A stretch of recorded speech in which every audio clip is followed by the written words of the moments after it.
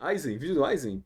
Capcom 5, os 5 jogos que mudaram tudo. Eita porra. O GameCube foi um console com uma quantidade considerável de problemas em seu desenvolvimento.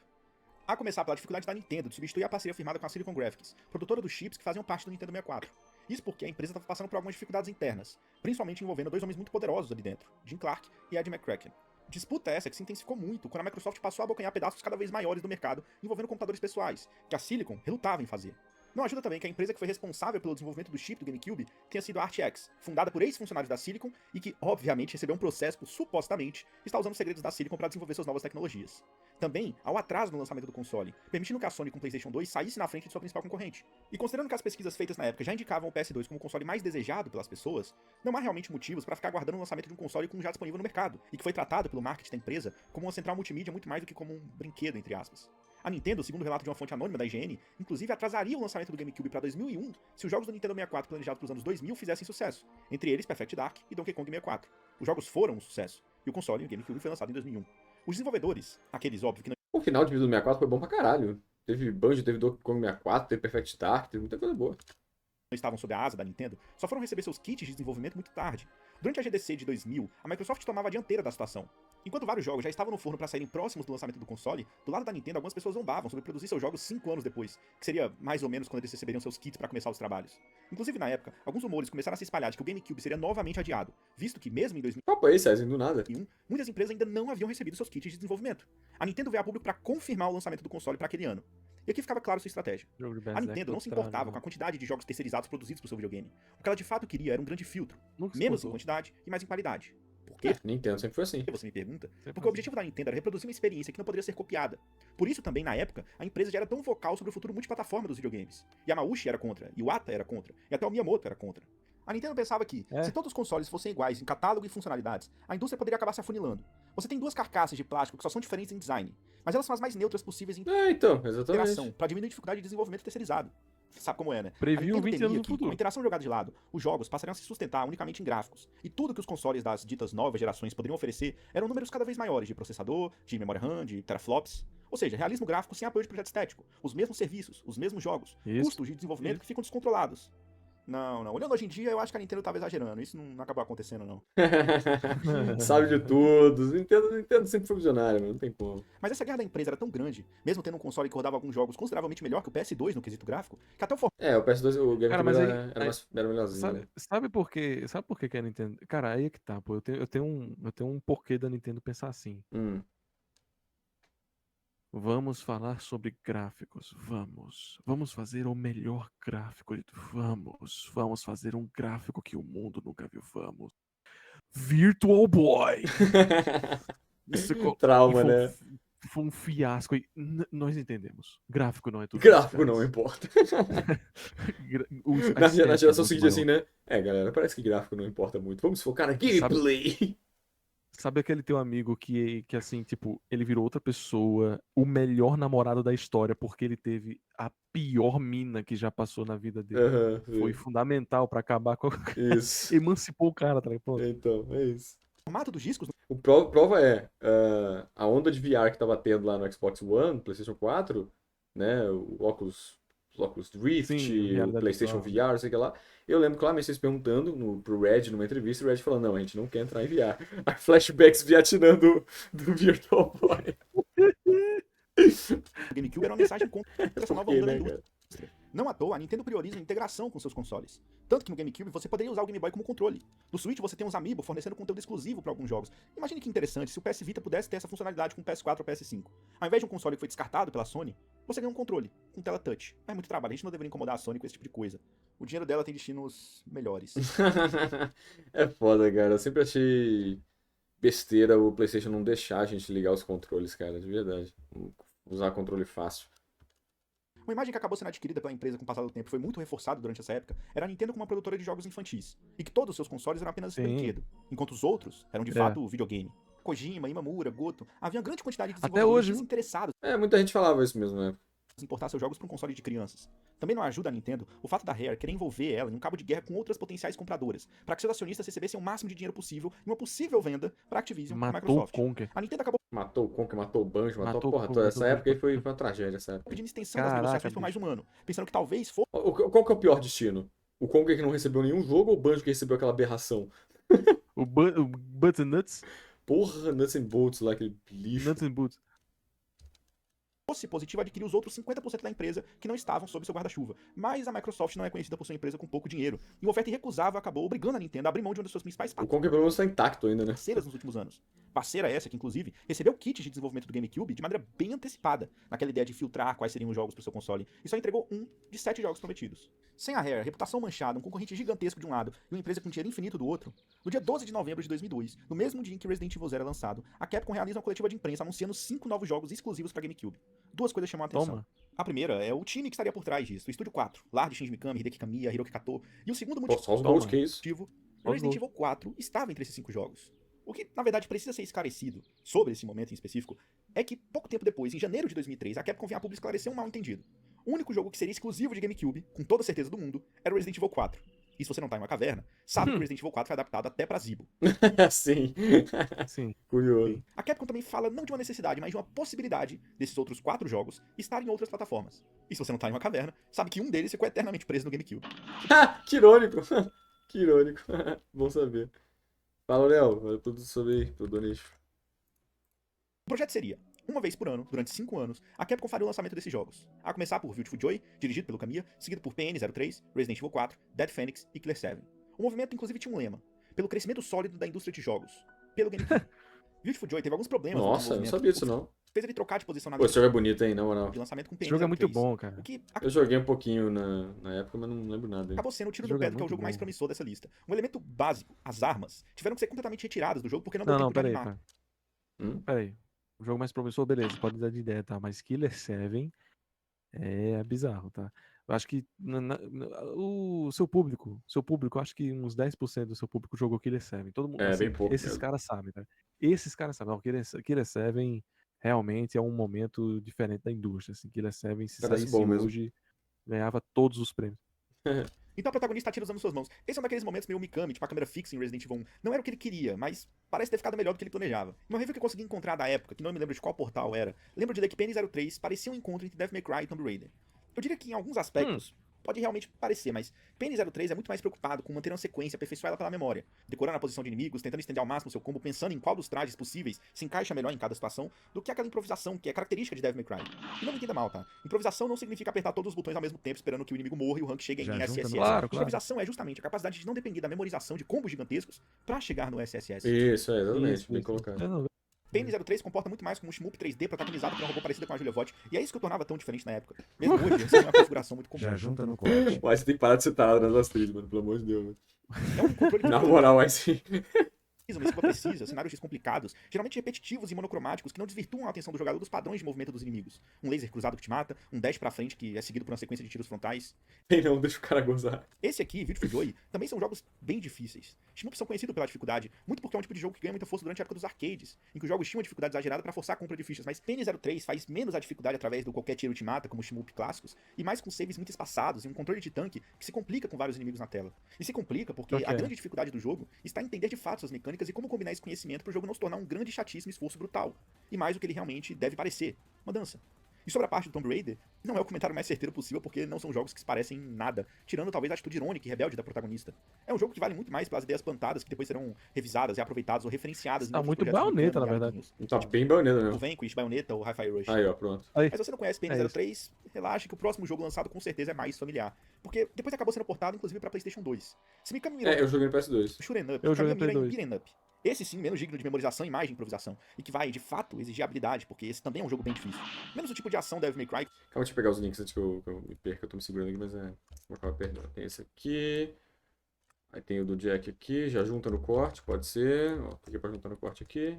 É do Aizen e do Gamera. Do Gamera, beleza. E aqui agora no do Nate. Na real, o Conker teve um destino que preferem esquecer. Sério? Foi tão ruim assim que nem... Nossa senhora. Meu, isso existiu? Meu, não Cara. sabia que isso tinha existido não, viado. Cara, eu vou dormir com um pesadelo se eu ver esse vídeo. Puta que pariu. com uma série de armas, cada um com seus combos possíveis e que podem se apoiar eventualmente, e mais um combate simples, porém profundo. Poucos movimentos que permitem lidar de diversas formas com os inimigos. Os helicópteros, por exemplo, podem ser abatidos subindo em cima deles e dando socos de chutes, ou você pode usar o dash com zoom pra cima, ou você pode tontear os inimigos do chão e jogar eles em direção ao helicóptero, e assim por diante.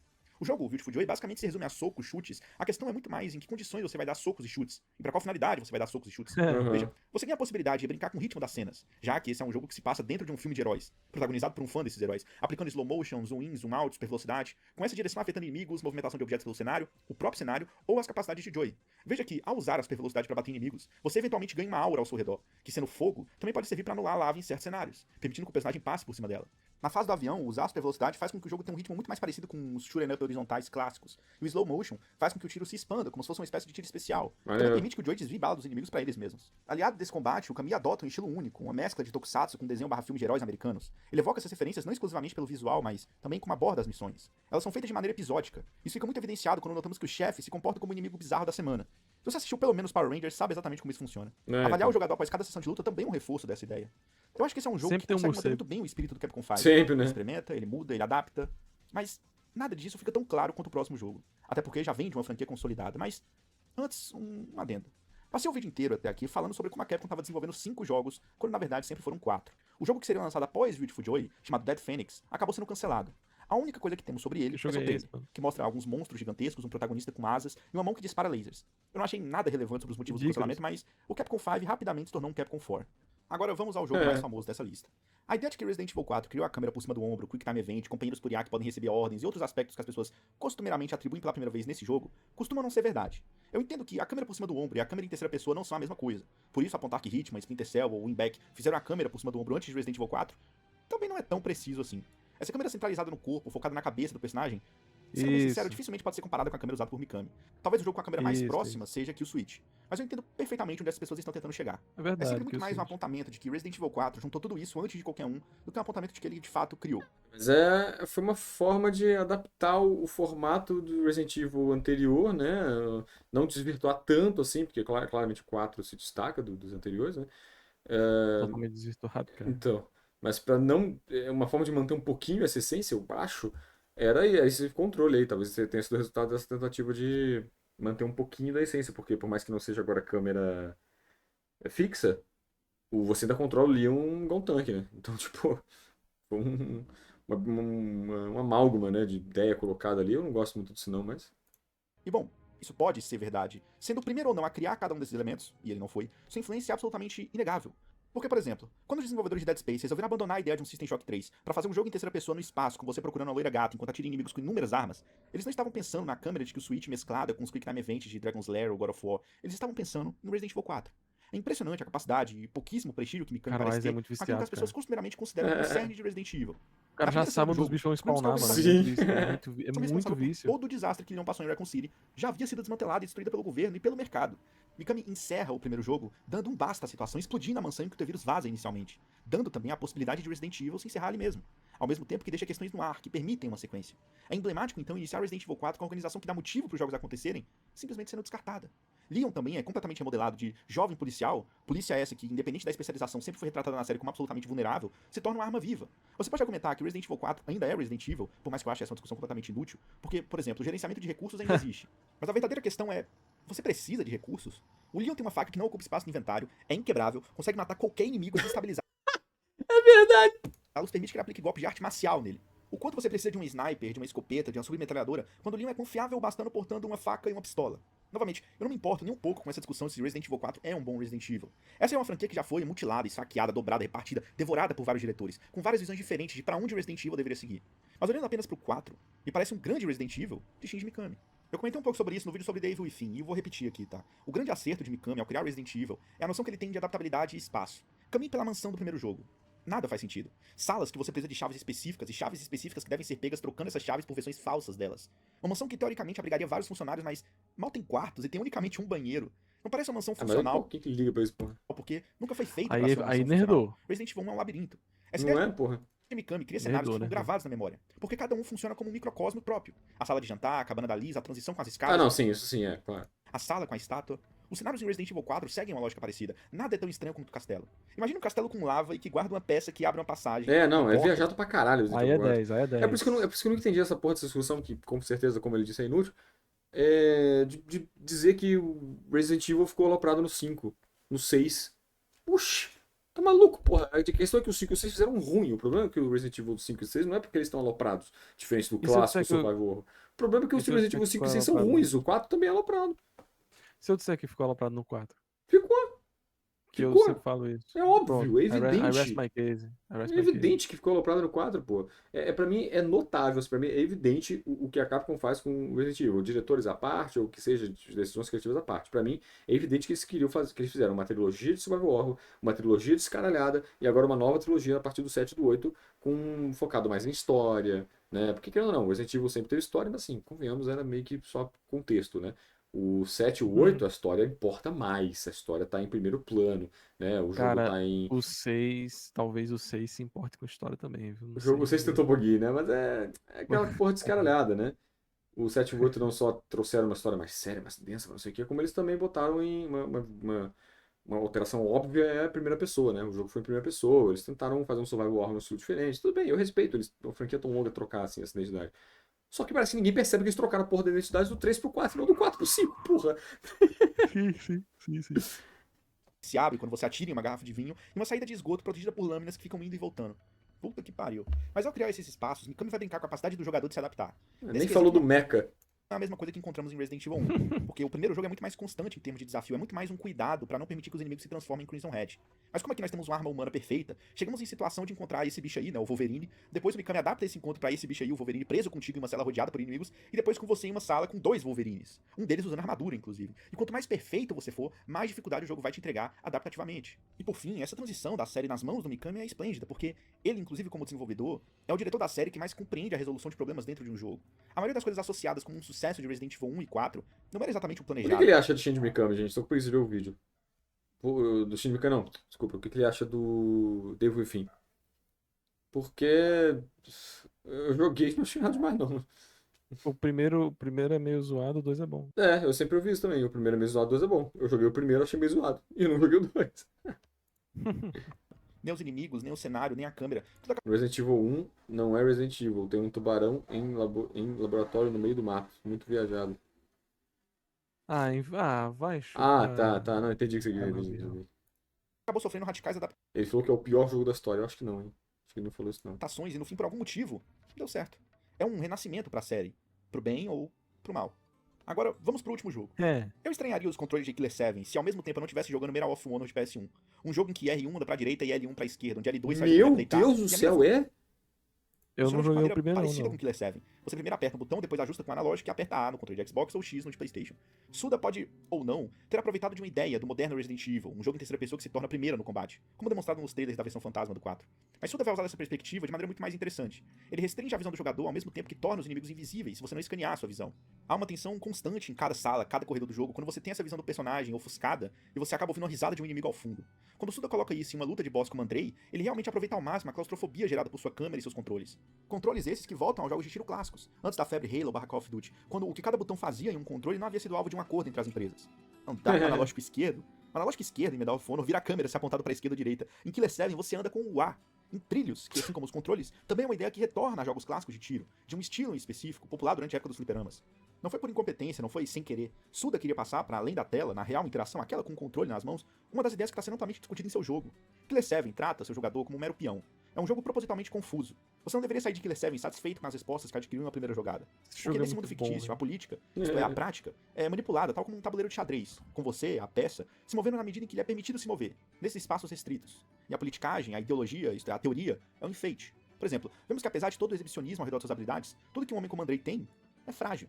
Mesmo nesse estado em que a todo momento algo parece fora dos trilhos com o mundo, e você veja com o passar dos capítulos situações cada vez mais absurdas, com a face de figuras importantes da política japonesa e americana, que são, nesse jogo, uma simplificação do Oriente e Ocidente, sendo expostas como bonecos, e o jogo não se impressiona consigo mesmo. A cidade de papel, o homem com 3 olhos, a luta entre o Killer 7 e os Handsome Man. Killer 7, o jogo, não o grupo, nunca cai na autoparódia, porque ele tá preocupado demais em tratar com normalidade aquilo que o jogador sempre encara com estranheza. Seus controles, seus cenários, seus personagens. Boa. É um daqueles jogos que a reação neutra é quase impossível. Jojo, você, porra. amando ou odiando, Sim. Killer 7 Jojo é a definição disso aí que ele falou. vai continuar eternamente É bem martelando Jojo, na né? nossa cabeça.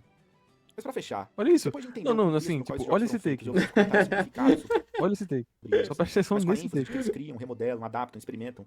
O quanto da indústria de hoje aprendeu com Capcom 5? O quanto ela ignorou? Será que a única coisa que aprendemos foi a copiar a câmera de Resident Evil 4? Eu vou deixar essa pergunta pra vocês. Espero que tenham gostado.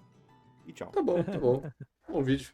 Ele basicamente só comentou os jogos da Capcom em cada um, né? Interessante, interessante. Bom vídeo, bom vídeo. A Capcom 4, né? Capcom 4. Capcom 4.